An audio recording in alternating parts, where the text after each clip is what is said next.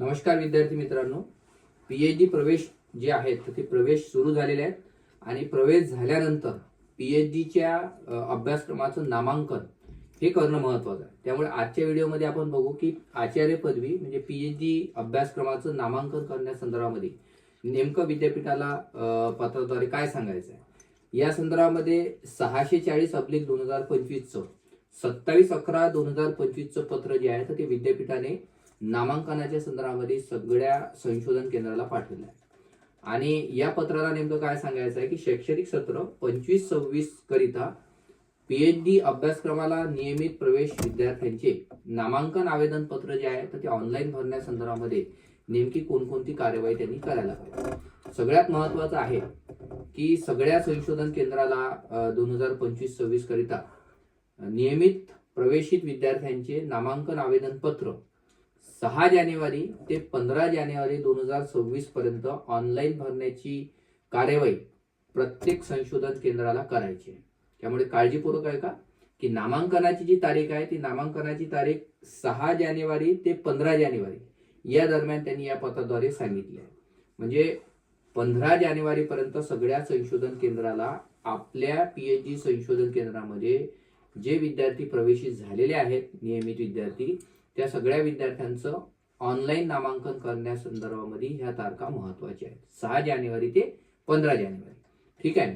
Online नामांकन करण्यासंदर्भामध्ये सगळ्यात महत्वाचं म्हणजे सगळ्या विद्यार्थ्याचं जे आवेदन पत्र आहे ते महाविद्यालयातूनच भरण्याच्या संदर्भामध्ये सूचना आहेत. प्रत्येक संशोधन केंद्राने आपल्या संशोधन केंद्रामध्ये ऍडमिशन झालेल्या सगळ्या विद्यार्थ्यांचे नामांकन भरण्याची जबाबदारी ही संशोधन केंद्राला आहे. म्हणजे महाविद्यालयातच भरायचे आहे, विद्यापीठामध्ये जाऊन नाही करायचं.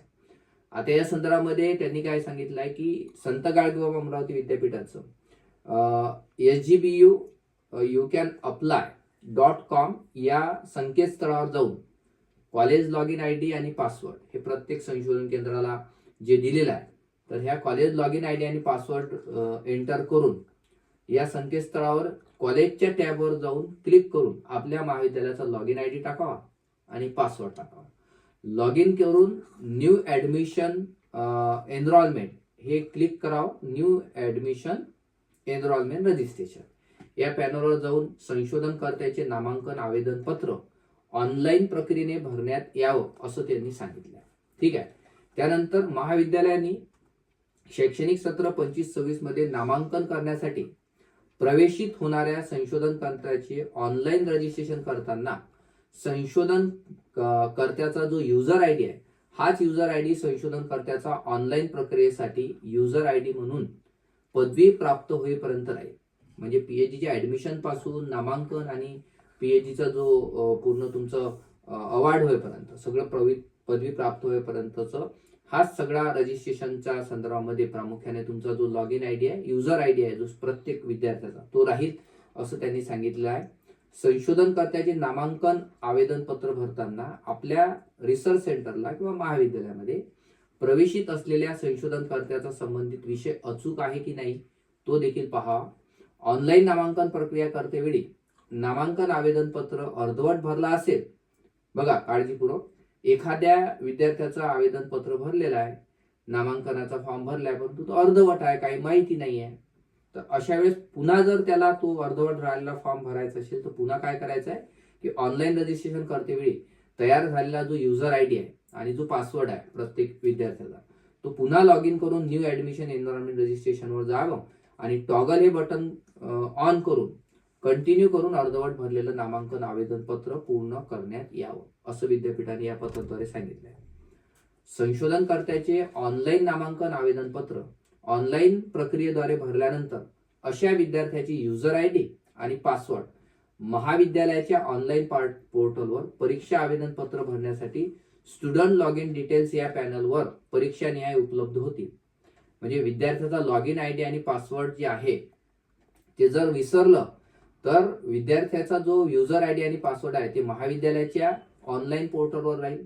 प्रत्येक रिसर्च सेंटरला कॉलेजला म्हणजे नुसतं ऑनलाईन नामांकनच नाही करायचं आहे. यानंतर तुम्हाला जे नवीन ऑर्डिनन्स नुसार 2022चं जे ऑर्डिनन्स आहे 25 ला आलं तर त्या ऑर्डिनन्स नुसार विद्यार्थ्याचं इंटरनल जे कोर्स वर्कचं असेसमेंट आहे ते सुद्धा करण्यासंदर्भामध्ये सगळ्या ऑनलाईन पद्धतीनंच त्यांचा एक्झाम फॉर्म, त्यांचं इंटरनल सगळं ते भरायचं आहे. त्यामुळं या बाबी अतिशय महत्वाच्या आहे. ठीक आहे.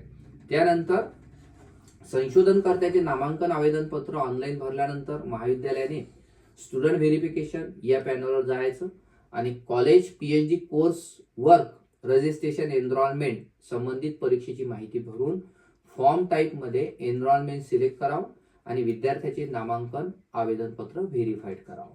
हे व्हेरीफाईड करणं अनिवार्य आहे. पुन्हा वाचतो.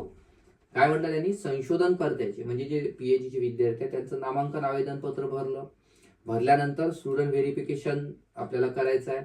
स्टुडंट व्हेरिफिकेशन या पॅनलवर जाऊन college PhD course work registration enrolment संबंधित परीक्षेची माहिती भरायची आणि फॉर्म टाईपमध्ये एनरोलमेंट सिलेक्ट करायचा आणि विद्यार्थ्याचं नामांकन जे आहे ते नामांकन आवेदनपत्र व्हेरीफाईड करणार. हे अतिशय महत्वाचं आहे. एखाद्या संशोधनकर्त्याचे अनाधावाने नजर चुकीने 2 ऑनलाईन नामांकन भरल्या गेले होऊ शकतं, तर अशा वेळेस महाविद्यालयाने एकच ऑनलाईन नामांकन फॉर्म व्हेरीफाईड करून दुसरा काय करावा? रिजेक्ट करावा. एकाच विद्यार्थ्याचा एकच नामांकन भरणं आवश्यक आहे. जर अनाधावाने 2 फॉर्म भरले गेले तर कुठल्याही 2 पैकी एक फॉर्म सिलेक्ट करायचा, व्हेरीफाईड करायचा आणि दुसरा काय करायचा? रिजेक्ट करायचा. ही सगळी प्रक्रिया प्रत्येक रिसर्च सेंटरवर जे जे ऑनलाईन पद्धतीने काम करतात त्या विद्यार्थ्याला किंवा त्या संबंधित व्यक्तीला हे सगळं माहिती आहे. परंतु या पत्राद्वारे एक पीएचडीचे विद्यार्थी म्हणून आपल्याला देखील हे महत्वाचं आहे माहीत असणं.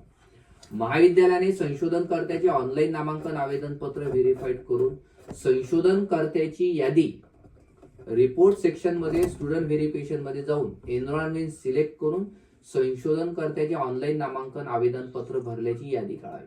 म्हणजे आपल्या रिसर्च सेंटरमध्ये जेवढे विद्यार्थी ऍडमिशन झाले आहेत त्या सर्वांचं आपण नामांकन केलं आहे. त्याचं रिपोर्ट सेक्शन मध्ये जाऊन एनरोलमेंट सिलेक्ट करायचं आणि त्या सगळ्या विद्यार्थ्यांची यादी ती काढायची आहे. ते प्रिंट काढायची आहे आणि प्रिंट काढल्यानंतर त्या महाविद्यालयाने किंवा रिसर्च सेंटरने संशोधन केंद्राच्या नामांकन आवेदन पत्राची ही जी प्रिंट आउट आहे ती विद्यापीठामध्ये जमा करू नये तर स्पष्ट म्हटलं आहे, कारण ते ऑनलाईनला त्यांना मिळालेली आहे. व्हेरिफिकेशन झाल्यानंतर नामांकनाची जी यादी आहे ती विहित केलेल्या नामांकन शुल्कासह विद्यापीठात सादर करावी. तर पुढच्या व्हिडिओमध्ये आपण बघू की एकंदरीत पीएचडीचे ऍडमिशन पासून तर अवॉर्ड होईपर्यंत किती खर्च येईल नवीन ऑर्डिनन्स नुसार ते देखील बघू. म्हणजे आपल्याला व्हेरिफिकेशन झाल्यानंतर रिसर्च सेंटरला काय करायचं आहे की प्रत्येक विद्यार्थ्याच्या जे नामांकनाचं शुल्क आहे ते नामांकनाचं शुल्क विद्यापीठामध्ये सादर करायचं आहे. म्हणजे व्हेरिफिकेशन झाल्यानंतर नामांकनाची जी यादी आहे ती विहित केलेल्या नामांकन शुल्कासह म्हणजे विद्यार्थ्याच्या नामांकनाची यादी विद्यापीठामध्ये शुल्कासह सादर करायची आहे. उपरोक्त कार्यवाही करून विद्यापीठात सहकार्य करावे म्हणजे असं त्यांनी म्हटलंय. आता महत्वाचं काय की यादी त्यांनी म्हटलंय की महाविद्यालयाने संशोधनकर्त्याचे नामांकन आवेदन पत्राची प्रिंटआउट विद्यापीठात जमा करायची नाही.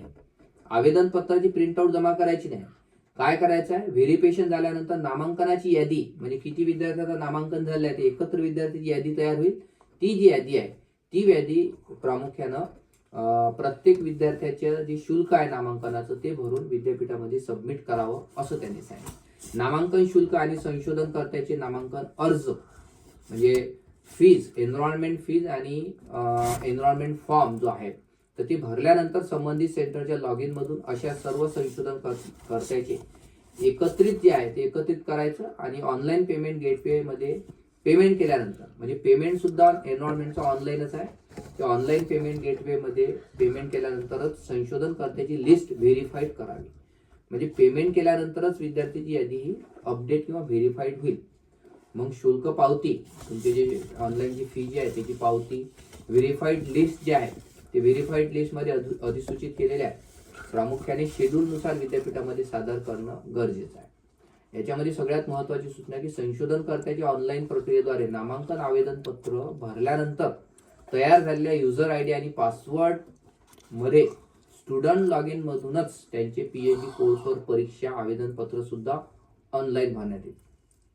म्हणजे प्रत्येक विद्यार्थ्याचा जो युजर आयडी आणि पासवर्ड आहे तो स्टुडंट लॉग इन मध्ये जाऊन त्यांनी पीएचडी कोर्सवर परीक्षेचं आवेदन पत्र जे आहे ते ऑनलाईन संदर्भामध्ये ही सूचना दिली. तर इथं पुन्हा मी रिमाइंड करतो की हे सगळं जे प्रक्रिया आहे ही सगळं प्रक्रिया कधीपासून कधी करायची आहे तर हे त्यांनी दिलेलं आहे. सगळ्यात महत्वाचं की संत गाडगे अमरावती विद्यापीठाच्या या पत्रान्वये 6 जानेवारी 2026 ते 15 जानेवारी 2026 पर्यंत ही प्रक्रिया पार पाडायची आहे.